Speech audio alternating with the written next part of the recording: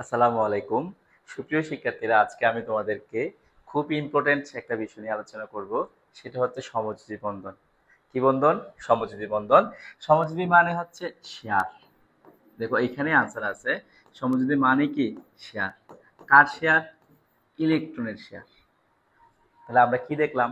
সমযোজী বন্ধন মানে ইলেকট্রনের শেয়ার। এরপর দেখো, ধরো আমরা দুইটা বন্ধু একটা বিজনেস করবে, হ্যাঁ? এই এটা বল্টু, এটা হচ্ছে নাট। ওকে, তাহলে দুজনে একটা বিজনেস করবে। ধরো ও 1 টাকা দিছে, ও 1 টাকা দিছে। তাহলে কয় টাকার বিজনেস? 2 টাকার বিজনেস।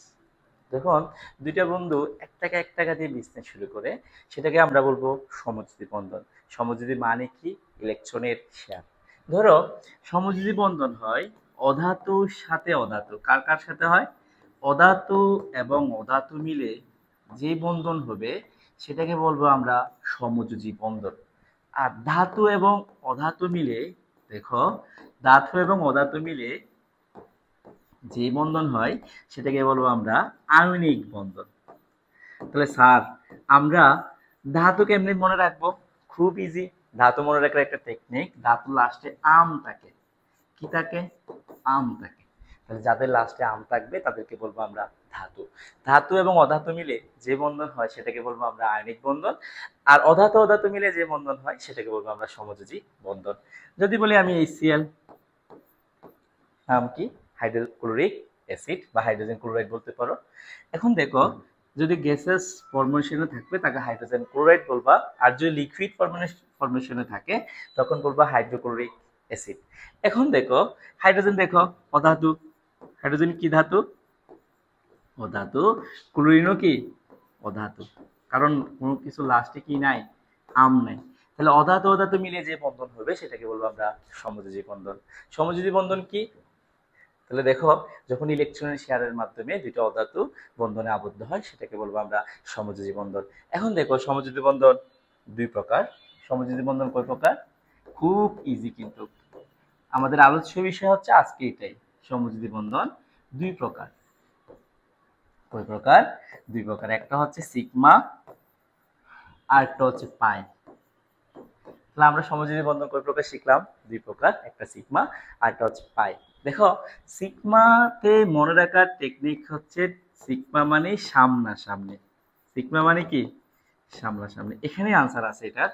আর দেখো পাই মানে কি?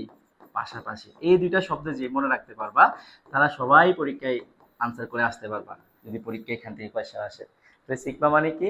সামনাসামনি। পাই মানে কি? পাশাপাশি। এখন দেখো, আরেকটা জিনিসের মাধ্যমে আমরা মনে রাখতে পারবো, সেটা হচ্ছে ট্রিপল এস। কি S? Triple S. S S S. এখন দেখো, এস এ হচ্ছে সিগমা। এস এ কি? সিগমা। এস এ হচ্ছে স্ট্রং। এস এ হচ্ছে সিঙ্গেল। এস এ কি? S single. তার মানে সকল একক সমযোজী বন্ধন শক্তিশালী এবং কি? সিগমা বন্ধন। দেখো, আমরা মনে রাখবো ট্রিপল এস। তাহলে সিগমা, সিঙ্গেল, শক্তিশালী, স্ট্রং। আর পাই মানে কি? পাশাপাশি।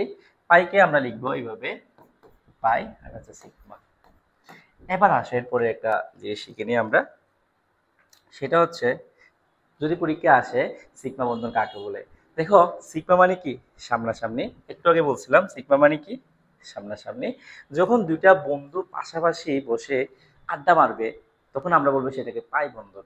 আর যদি দুইটা বন্ধু সামনাসামনি বসে আড্ডা মারে না, তখন আমরা সেটাকে বলবো সিগমা বন্ধন। এখন আসো, পরীক্ষা যদি আসে, বন্ধু কথা তো বলতে পারবো না, না তো জিরো দিবে, গুল্লা দিবে। এখন আসো, পরীক্ষা আসে সিগমা বন্ধন কাকে বলে? কি বন্ধন? সিগমা বন্ধন কাকে বলে? ধরো এটা কি অরবিটাল? S orbital. এটাও কি orbital? S orbital. S orbital, কারণ আমরা আগে থেকে জানি এস অরবিটাল আকৃতি কি? গুল্লা। এখন আসো, দুজনে মিলে কি হবে? সামনাসামনি আড্ডা মারবে। আড্ডা মারতেছে, তাহলে আড্ডা মারার সময় একজন আরেকজনের উপর কি হইলো? ওভারল্যাপ হইলো। একজন আরেকজনের উপর কি হইলো? ওভারল্যাপ হইলো। মানে ওভারল্যাপ হওয়ার কারণে, অতিক্রম হওয়ার কারণে যে বন্ধনের সৃষ্টি হয় সেটাকে বলবো আমরা সিগমা বন্ধন। তাহলে আমরা সিগমা বন্ধন মুখস্থ করে ফেলছি। দুটি পারমাণবিক অরবিটাল যখন সামনাসামনি বা মুখোমুখি অতিক্রমণ করে সেটাকে বলবো আমরা সমযোজী সিগমা বন্ধন। এবার আসো পাই বন্ধনটা কি একটু শিখে নি। দেখো পাই বন্ধন, ধরো এই একটা অরবিটাল, এই একটা অরবিটাল, তারা দেখো পাশাপাশি অতিক্রমণ করবে। এখন দেখো এই অংশের সাথে এই অংশের একটা অতিক্রমণ, দেখো এখানে একটা পাই বন্ধন সৃষ্টি হবে আর কি। যখন দুটি পারমাণবিক অরবিটাল পাশাপাশি অতিক্রমণ করবে সেটাকে বলবো আমরা সমযোজী পাই বন্ধন। তাহলে এখানে আনসার আছে, দেখো পাই মানে কি পাশাপাশি অতিক্রমণ, পাই মানে কি পাশাপাশি অতিক্রমণ। এখন আমরা একটু আগে চলে যাই। দেখো আমি একটু আগে বলে রাখছিলাম সমযোজী সিগমা বন্ধন শক্তিশালী বন্ধন। যখন দুইটা বন্ধু সামনাসামনি মারামারি করবে বা আড্ডা দিবে বা সামনাসামনি ওভারল্যাপ করবে, একজন আরেকজনের উপর উঠবে, তখন ওই মারামারিটি শক্তিশালী হবে না পাশাপাশি মারামারি করলে শক্তিশালী হবে? অবশ্যই সামনাসামনি মারামারি করলে শক্তিশালী হবে। সামনাসামনি মারামারি করলে শক্তিশালী হওয়ার কারণেই সমযোজী সিগমা বন্ধন কি বন্ধন? শক্তিশালী বন্ধন। পাশাপাশি মারামারি, ধরো পাশাপাশি মারামারি করতেছি, পাশাপাশি মারামারি করলে কি এত বেশি ফাটাফাটি হবে? অবশ্যই না।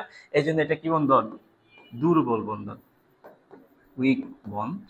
তাহলে এখন দেখো যখনই দুটি পারমাণবিক অরবিটাল সামনাসামনি অতিক্রমণ করবে, ওভারল্যাপ করবে, একজনের উপর একজন উঠবে, সেটাকে বলবো আমরা সিগমা বন্ধন। আর যখন দুটি পারমাণবিক অরবিটাল পাশাপাশি অতিক্রমণ করবে সেটাকে বলবো আমরা সমযোজী পাই বন্ধন। পাই বন্ধন দুর্বল, সমযোজী বন্ধন কি শক্তিশালী বন্ধন। এরপর আমরা চলে যাই। দেখো যদি সমযোজী বন্ধন একটা থাকে, সিঙ্গেল, একটু আগে শিখেছিলাম ট্রিপল এস, সিঙ্গেল থাকলে সেটাকে বলবো আমরা সিগমা। খুব ইম্পর্টেন্ট কিন্তু পরীক্ষা আসতে পারে, যদি দুইটা থাকে তাহলে আমরা বলবো ওয়ান সিগমা ওয়ান পাই। যদি একসাথে তিনটা বন্ধন থাকে তখন আমরা বলবো ওয়ান সিগমা টু পাই।